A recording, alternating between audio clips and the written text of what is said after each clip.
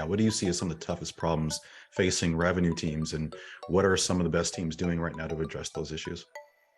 Yeah, I mean, I think it's the macroeconomic headwinds that we're against, and especially in the tech industry. And you and I, are mainly working with companies in the tech industry where we're in a retraction right now. And I don't know if it's going to be necessarily a recession, but definitely companies are starting to pull in and look at efficiency versus just a few months ago, it was growth and trying to grow as fast as possible. So, especially with the SDR teams and the AEs and even RevOps, it's shifting from growth at all costs to how efficient can we run this organization and make sure that we're really squeezing it as hard as we can Yeah. to More with less, achieve as they our say. goals. Yeah. Yeah, yeah, exactly.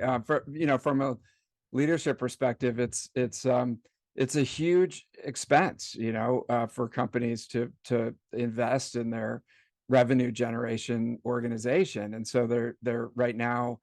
It's how efficient can we run this, and how can we still reach our goals in a more efficient manner? And so, us within as individual contributors, we have to figure out how to do that. Right. Yeah. It's ugly outside, as they say. And as we record this podcast, it's both of us sitting in California. It's doom and gloom outside, literally, with rain and so forth. But the market and the economics seem to be looking like that. And it's confusing. One day you open it up and it's, yeah, recession is inevitable. The next is, we're looking good and we might be able to fend it off. Job market's getting better. And it's mixed reports, mixed insights. Yeah, But other than exactly. layoffs, other than laying people off, how can, or what do you see as far as what companies are doing to do more with less? How do they, become lean outside of the layoffs? We know that's part of cost reduction, but how are they? Is it optimizing tech stack? Yeah, where do you go with that? What do you do to stay competitive in this marketplace with maybe less resources? Yeah, definitely. And it's definitely not all doom and gloom. I mean, there's still a lot of companies, and actually some of the more successful companies really focus on growth. When everybody else is Right. going one way, they go the other. And and also if they have great product market fit and they've got a great brand, and there's all sorts of subtleties. So this is definitely like a wide sweeping generalization. But some of the best companies they're just taking a closer look at all aspects of efficiency, whether it's people, the processes that they have, the technology that's plugged in. Okay. It's gone from the CEO, running the revenue engine to the CFO running the revenue engine to some Ah, extent, where it's like, do we have the right number of people on the team? Do we have the processes really dialed in, and are we effective in those? And then is all the technology necessary? mm, Do we know, are we getting the ROI out of all the different technology that we've plugged in over the last 5 years? And if the answer in looking at all those is we're not as efficient and productive as we should be, in some cases there's cuts and right, right, deep cuts across all three of those. right. Yeah, and I've had another conversation, another interview that we'll have here on the pod, where we focus a lot on coaching in that conversation and being more mindful of our frontline management practices as well, so that we can, make the most of who we do have on the team, the tools that we do Right. have on the team, and make sure that our processes are streamlined and friction is removed and so forth. So there's definitely a big focus there. So thank you for that. I think that's Definitely. definitely consistent with what we're hearing. Now, you mentioned tech and maybe making cuts and things of that sort. You also mentioned, headwinds in the economy. We know that VC funding is consolidating as well. And again, both of us working with a lot of sales companies, a lot of them are VC backed. So this affects the sector a lot. Now, with that, Tenbound has this phenomenal market map. I know firsthand how effective and how useful it is. We Companies, worked on it. yeah, worked on it firsthand myself.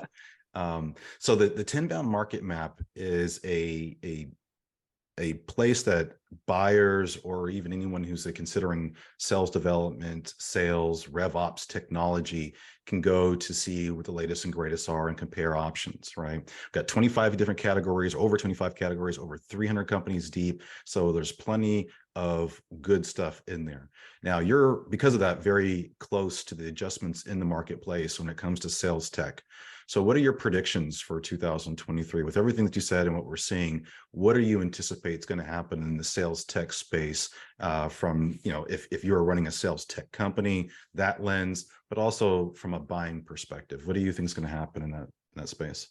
Yeah, I mean, it's amazing if you look at the evolution and the growth. There was almost like an explosion of sales tech tools and services too. There's a whole Right. section of services to help sales teams be more effective. And this didn't even exist. I mean, on some scale, only, probably 10 years ago or something like that. So the explosion of all these tools has been awesome. And literally all the different problems that you run into as a salesperson or a sales manager or running an SDR team, someone is out there addressing and trying to solve. And so you see on the market map that during the growth period, that really grew to, yeah, like you said, I mean, there's 500 companies plus on the map that serve the market.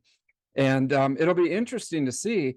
There's still problems out there that need to be solved, and there's really Mhm. bright people working on those. So even every day you still see new companies popping up to address those, and with really interesting, cool solutions and Right. and things that can really help people. Now, on the flip side, as we start to try to drive efficiency more in this marketplace, there's going to be a lot of skepticism, put on the tools that you have in place, and just more eyeballs on the tool stack, and making sure that the processes are on point, and that we need all these things. And so looking out into the near term, I think that there'll definitely be consolidation. And there's a couple of the bigger companies in the sales tech industry that are either buying companies or Mhm. they're just rolling out the features that are a copy of the point solutions that you see.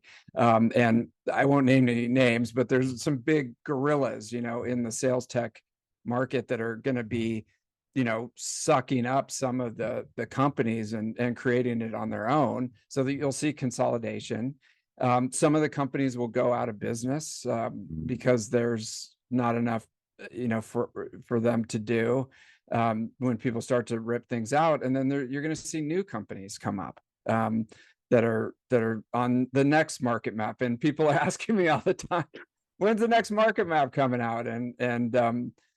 We Hey, got to work on like you that. said, you worked on it, man. It's a Yeah, lot of work it to like is. It try to is. track all these All things. those changes, Yeah, exactly, exactly. That's why I wanted to tee up the question. I know it was a lot of yeah. work for us to keep that thing current every quarter, and we go Oh, real yeah. deep to make sure that we capture all of that.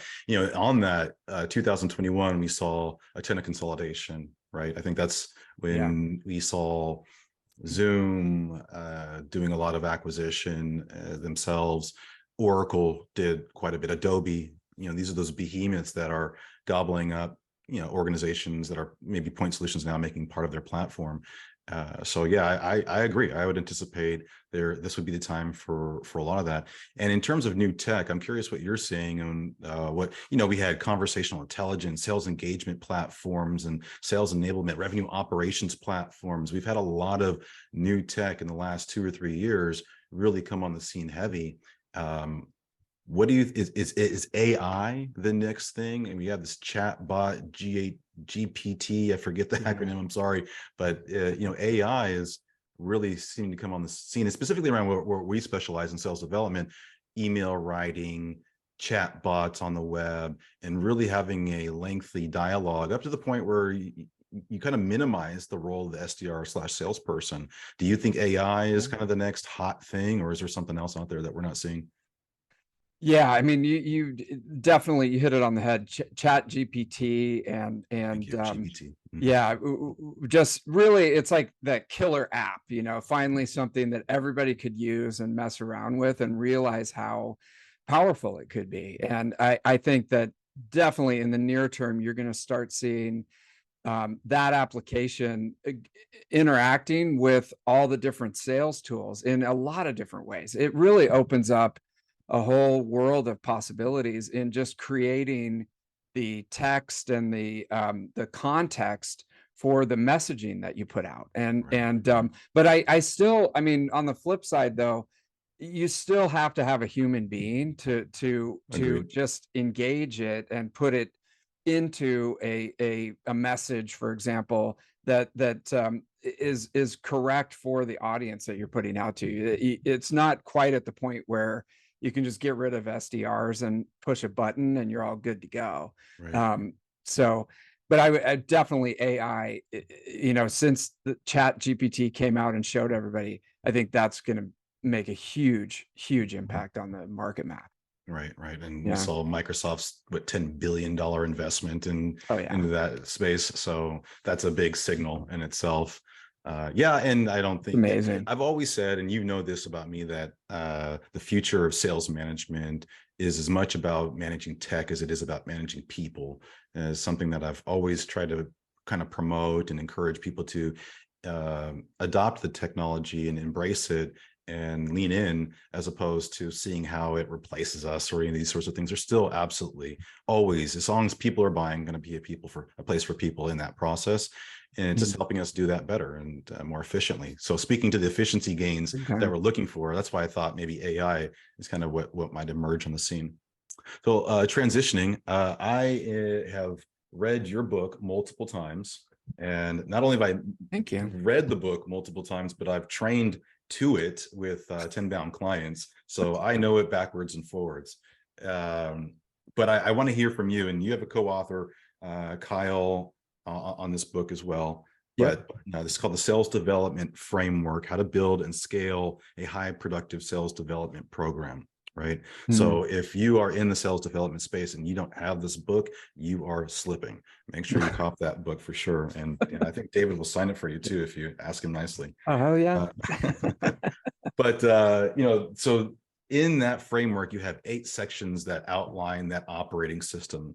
We can go through all 8, but I know one stands out to you the most. The first is culture, leadership is the second, and it gets into hiring, coaching, analysis, results, reputation. I love that you have reputation built in there. Mhm. It's something we had a lot of fun with in our training sessions. But which of these pillars stands out to you the most, and why? Yeah, it's interesting. I had been running SDR teams for a few years and I kind of did a brain dump, especially when we started working with clients. Okay, what are the things that we need to be thinking about in starting an SDR team? And it's a few years ago, almost every tech company had an SDR team. So it's like, what are the steps that we have to do, and what's the angle that we could take that's a little bit different than your usual sales management book? And one of the things that I saw missing from a lot of the methodologies that ends up being hugely important is establishing a culture on the team, and something that's additive to the company culture. Usually companies have a culture that's either created or it can be positive or can be negative. But Mhm. what's the culture of your actual SDR team, and how are you thinking about that, and how are you living that culture? And that it's just something that I saw, not a lot of people thinking about or even being able to sort of put into a context. And so that's where we actually start with the book. Okay, what's the culture going to be for your SDR program? Right, right. And I know you go through several exercises in the book about how do you form your team culture statement. How do you identify, what your ideal team member sort of looks like, which bleeds into, hiring and so forth. So I Yeah. love that it comes first because, yeah, it's foundational. You got to establish the culture before you can get into the operationalizing of other areas of the business. In that, and because we call this the Sales Consultant Podcast, I have to give a shout out to Peter Drucker, the man who created management consulting. But do you subscribe to his philosophy of how culture eats strategy for breakfast? I know some people don't necessarily buy in completely to the culture mantra, but what are your views?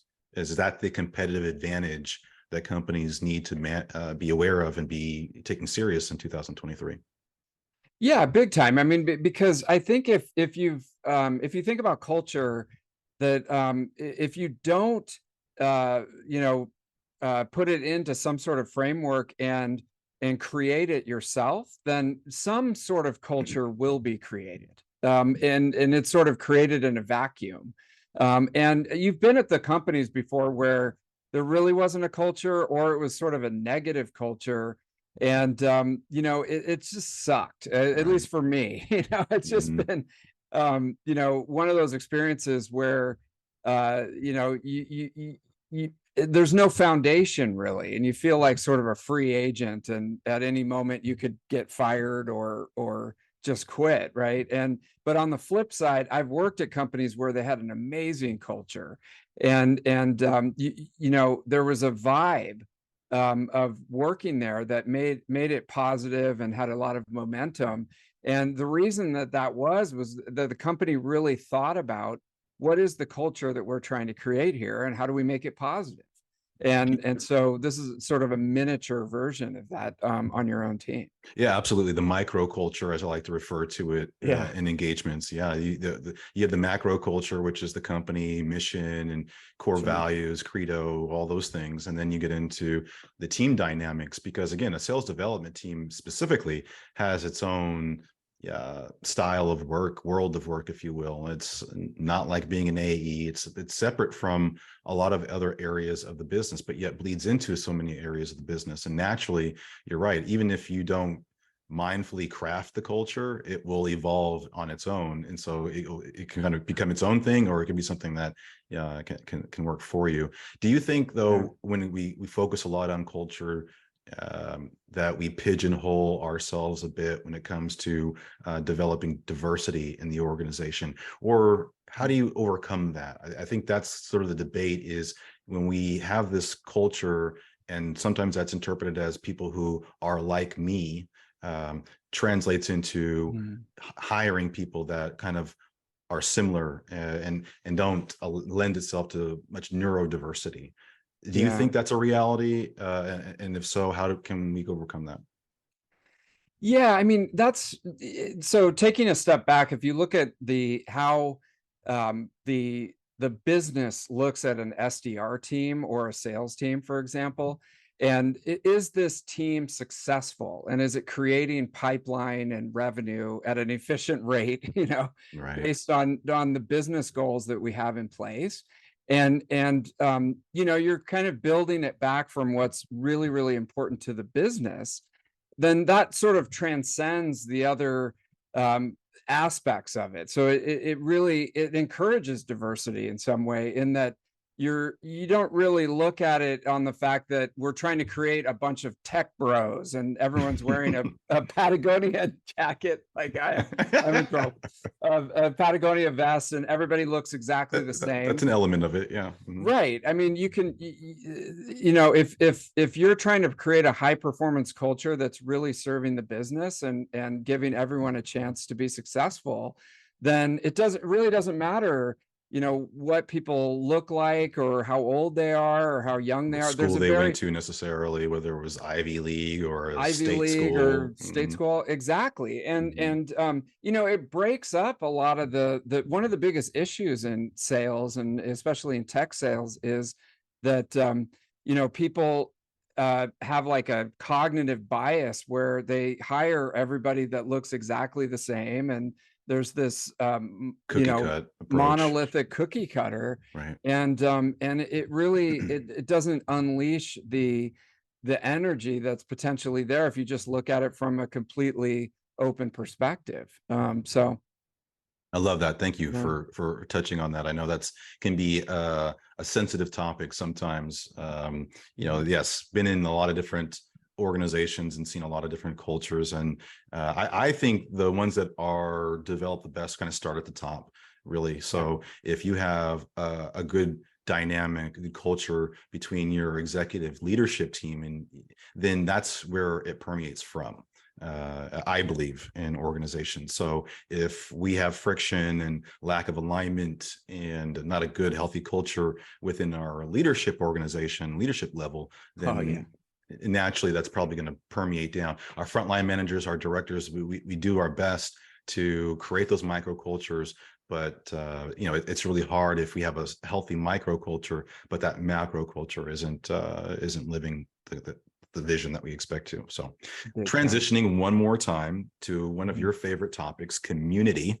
And I want to dig into this with you. Now that you've launched the Tenbound Plus community, which is dedicated to SDRs, SDR managers, and operations folks supporting those teams, right? We have the calls, we have the content, we have the Q&A. It's all there and live and ready. So now that you've launched that, I'm curious, would you add community as a pillar or as a section in your sales development framework if you were to rewrite the book today? Oh, big time. I mean, and it's, just come up, and it was even accelerated during COVID, because suddenly you used to be able to go out and you could go to meetups and go to conferences and, build your network in the community and lean on the community. And then all of a sudden we were stuck, right? And everybody was behind a screen, and a number of online communities popped up and started to become super helpful and help you, in a more efficient manner, really, than having to go out and actually meet people. So now, as we come out of it, you've got like the best of both worlds, in that you can lean on a digital community for help and support, but you can also, go out and actually meet people. So, I mean, for me, there's so many different aspects that are positive. One is just the fact that you can get help from other people, and sort of crowdsource answers, either in a free community or a subscription community. And then people are finding jobs in these communities. I know that's a big one too, right? I mean, that's streamlining, the hiring, recruiting, and all finding of new jobs. So, and then I know for a fact, working with a lot of SDR managers, that they feel like they're on an island often, that they don't have a peer group within their organization that they can go to discuss strategy and tactics and walk through a day in the life. They're partnered with people who don't do what they do often, unless they're, you're part of a larger SDR organization where you have, multiple SDR managers. In the organizations that we often work with, it's one single SDR manager, maybe an SDR, or a director of business development above them that has more of a broad focus. But because of that lack of peer group, that's where the community, I feel like, really lends itself, because now you can immediately, in real time, from your phone, tap in to the community, ask that important question: what would you do in this situation? I have this going on. And that is priceless, I think. So the price tag that we put on some of these subscription-based community programs, I think, is a drop in the bucket when you think about getting answers to important problems, finding jobs. So I'm definitely a proponent of it. I think I was a part of another, I don't think I know, I was a part of another community, but helped a lot with the Tenbound Plus community. So I'm a big proponent of that. But I'm curious, how do organizations, though, like, leverage the power of community? It's great that individuals can kind of go out and do it themselves, but if you're talking to a revenue leader, how can that revenue leader leverage the power of community within their organization, or maybe get their teams to at least leverage the power? Yeah, I mean, well, the on the flip side, it's important that you're in the community, and you come with a spirit of empathy and support for other people, and not use it as like a pitch vest for your own you need company. To be looking to contribute. Good call. Yeah, I mean, and it's so hard, because as revenue leaders, like, we need sales, right? And we need meetings, and we need, we're behind. We got to set some meetings. So what a great opportunity. Go into this targeted community and start talking about your solution and try to set meetings and stuff like that. That's a big no-no. And a lot of them have rules yeah, against that, and you'll get kicked out, and you'll get, you you know, will. Yeah. yeah. Yeah. It's got to be coming from a place. So if you're that revenue leader, I would say encourage your team and encourage people in your company to seek out communities that are focused on your solution set and join those and get in there without pitching and offer yourself as a resource and learn from the different issues that are being discussed in the community, because it's instead of being on the outside as sort of this vendor like looking in through the window, now you're in there adding value, helping people out, and making connections, and it will come back to you. It's just a little bit more of a long tail like Right. strategy. And a lot of these leaders do have the option to invest for their team, right? They could get their team access to these memberships if they wanted to budget for that. And I think that's definitely an actionable item that if I'm a revenue leader and I'm thinking about the power of community, I might want to earmark some budget to make sure that at least for maybe my managers or whatever, small group you want to start with if you're just getting started on that. But I imagine a lot of revenue leaders themselves are part of a community and get a lot of value from it at their level. So let's just permeate that down into the front line as well. So yeah, big time on that. So transitioning again, the HERE methodology. Let's talk about that quickly. I know it's a funny name and we could pick that apart, but I love actually what it represents. So HERE, for those that aren't familiar, HEARER/R, and it's a scientific methodology applied to pipeline generation. Okay. Yeah. And I love this. On one of my previous interviews, I asked about the lack of scientific approaches and principles towards revenue generation and how maybe that's creating inconsistencies from company to company, right? When you look at legal or finance, they have principles and frameworks, methodologies that they follow.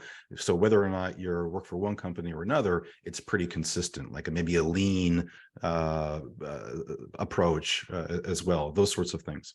So HERE Exactly. stands for hypothesize, Mhm. experiment, analyze results, report on the results, examine and question the results, research further, and of course, last one, repeat. Okay? Yeah. So the one that I want to drill into around this, and I think it encaps a lot of what we're talking about with the HERE methodology, is the first E, and that's experiment. So what I'm seeing a lot is organizations that want to do a better job of running tests and experiments around email efficacy, right? Whether it be their inbound MQL cadences and the email copy there, or the outbound cadences and testing that copy. So can you talk to us a little bit about this? I know tools like Outreach and SalesLoft and other engagement platforms have the ability to facilitate testing with A/B testing options that, or variables that you can insert at every step, which is good. But how does an organization over time, or what have you seen like over time, manage these tests? Is it a spreadsheet that they're using? Is there a tool out there? We're running multiple tests simultaneously, and we're running tests for a certain period of time. We ran tests 6 months ago. We made changes and based on learnings. How do we manage that overall process? Because the more I think about it, the more my head spins, and I know that's what my clients are dealing with. So I know this is highly loaded of a question, but when you think about running a test around cadences and stuff, what do you think about? And anything else you want to say about the HERE methodology?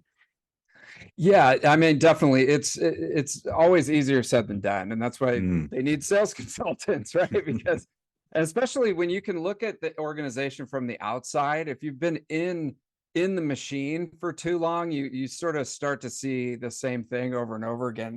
What's cool about hiring a consultant is that they come in with this fresh pair of eyes and they can kind of unpack from a fresh perspective. Exactly. And just taking a step back, I came up with the HERE methodology because if you're in our space, you know, people are always asking, should I be cold calling? Should I be emailing? Should I be on social? And, you know, how do I know what's right for me? And I started thinking about it. The scientific method is an ancient basic methodology. And I think one of my kids, you know, had it in their science book. And I go, wait a minute, if we could apply this to especially outbound campaigns from a sales development perspective, this would make a lot of sense. And you know, it would give some methodology to being able to consistently find out what's working and what's not, and then keep changing it, right? Right. And so um, it goes through, you make a hypothesis about what you think is going to resonate from a messaging perspective, and then you start experimenting. So if we take it to the ground, it's like, okay, you know, right now in our target market, a lot of people are dealing with the fact that they have to become more efficient. So my hypothesis is, let's start to put efficiency into our outbound messaging and see if it resonates with the audience. And Right. so we're going to sit down, let's experiment with this. So let's write out, you know, 4 different initial emails in the sequence, and plug them in. And then we're going to say, we're going to test these for the next 2 weeks, then see what kind of conversion rates that we can start to get. Mhm. And so, and this is a good way to align too with what is marketing putting out right now, and you know, what kind of PR are we putting out right now? Let's make sure that we're putting that into the experiment, and what has worked in the past. That has it been longer emails, shorter emails? Should we put in links? Should we add That way we don't attachments? Stuff repeat like that. tests. Exactly. Exactly, right. And get rid of the stuff that hasn't worked. Mhm. And let's go ahead and launch it, you know, and then now there's a timeline and there's an actual methodology to it versus just sort of throwing stuff Randomness. at the wall constantly. Right. Or not doing anything at all. I mean, I think that's what we see most Yeah. often is that we load a tool that helps automate our outreach, and we load it up with a bunch of cadences and email copy, and we start loading people into these cadences, and our SDRs and salespeople start completing those tasks, and we just leave it running on autopilot. And Yeah. you walk into an organization and they have a sub 1% reply rate or something like that. That's been going on since the dawn of their outreach, and they haven't iterated upon it or reinformed their assumptions. And I think that's what you're saying as well, right? And like, run these tests, but also make sure you're reinforming the assumptions that you made from that marketing lens and that product lens, and based on what you're learning in these tests, right? I mean, we can't Yeah. just keep doing the same thing over and over again without and expect different results. That's what we're talking about here with this scientific methodology, is let's make sure that we're actually iterating upon some of this. And so, you know, what I have started to do with clients is exactly what I mentioned earlier, is just a very simple spreadsheet, got a kind of a template running where we can track the name of the test, how long we tested for, how much we tested, because I get that question, how long should a test run? But the test is also, that's one part of it. The other part is, how much are you testing? Is it 50 emails per, you know, you mentioned 4 first emails in a cadence. Do we send 50 to each and change? Do we do 100? But that's a philosophical thing that needs to be decided upon within the organization. I think the critical mass is a few hundred, you know, to really get a healthy test, but also that might take an organization a week. That might take them 2 weeks. It just depends on the size, right? So Yeah. you want to run relatively smaller tests, right? You don't want to test everything before you make those iterations. So something that's really near and dear to our hearts as we work with these teams is how we run those experiments effectively. So thank you for building on that. Go to tenbound.com, check out the HERE methodology. There's also a link in the show notes that I'll add to for a talk that David gave around the HERE technology at this most recent Tenbound conference. So turning third base here, heading home, I got a couple questions for you, and I'll let you run. I know you got a jam-packed day. I appreciate your time so far. There's a lot of people in the audience that are consultants themselves, and you've ran a consulting practice where you've had multiple consultants. I was one of them. And I'm curious, what are some top lessons that you would share with someone who's maybe looking to branch off into consulting? I think we're going to see a lot of that this year. Um, or someone who's running a practice right now, an independent guy like me. What are some key lessons for running a consulting practice that you would share? Oh, wow. Could be a whole other podcast, Right. man. Well, we'll definitely get you Yeah. back. There's no doubt about that. Yeah. I mean, so a few things off the top of my head is you have to realize that you're really in the lead generation business. And I think that's hard for consultants because you've got so much expertise and you bring so much to the table from your experience and the various companies that you've worked with and the results that you've driven, that you would think that the phone would be ringing off the hook, You hope, yeah. constantly. And you always have to realize that the next contract is out there, and in order to get that, you've got to be, it's kind of like a sales funnel. You Yeah, have to be always be talking to enough prospecting. people. Always be Say it. prospecting. Yeah, Yeah. exactly. And it's tricky because consulting is a lot like the medical profession, where Hmm. usually people will seek you out if they have a problem. It's not like you can walk up to somebody and go, "Hey, do you need a triple bypass?" It's more they come in on the ambulance. So you have to be Very able good to point. be talking to people, networking, and letting people know what you do consistently beyond the client work that hopefully is keeping you busy. Yeah, brand building and that reputation stuff that you talked about in the book as well. One Yeah. thing that we like to remind people of is it's not always what you know, it's not always who you know, but who knows what you do. Yeah. Right. So yes, absolutely. All Exactly. right. So I'll let you go. You have some events happening this year, the Tenbound Sales Development Conference. I think this is the sixth in-person conference you're going to have this year. Am I right? And you have some virtual events happening as well. So I know Tenbound is heavy in the event space. The conference is phenomenal. Can you talk to us a little bit about what's coming up in terms of conferences for Tenbound? But what other conferences are you looking at this year? Yeah, absolutely. So the first one coming up this year in 23 is on March 22nd. And it's our spring, it's a virtual conference. It's our spring conference, and it's planning for the year, even though it's a little bit late in the year, but it's focused on leadership for pipeline and revenue leaders. So we'll be talking planning, getting all your ducks in a row to make sure that you crush your number in 23. Beautiful, So beautiful. that one's So exciting. That's virtual. And then I'm teaming up with the gang over at Signals, which is formerly known as chat chat funnels. funnels. Hmm. Yeah. And they're doing a RevOps tech summit on February 15th, where we'll be I can't remember what I'm talking about right now. We'll be talking Rev Tech and RevOps and what's coming down the line for that. So that's going to be great. Very good, very good. Well, Yeah. I know you probably haven't figured out where you're going to have the in-person event, but any Yeah. ideas?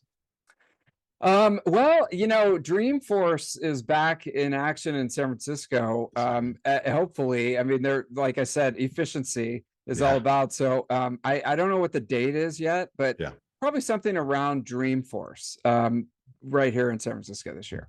Awesome. Well, close to home. Appreciate it. Well, Yeah. David, where should people find you if they want to learn more or tap into Tenbound? Yeah, so it's just TENBOUND, tenbound.com, and tons of free resources. Best way is probably get on the newsletter, and that'll keep you up to date on the all the publications and events and different things that we're doing.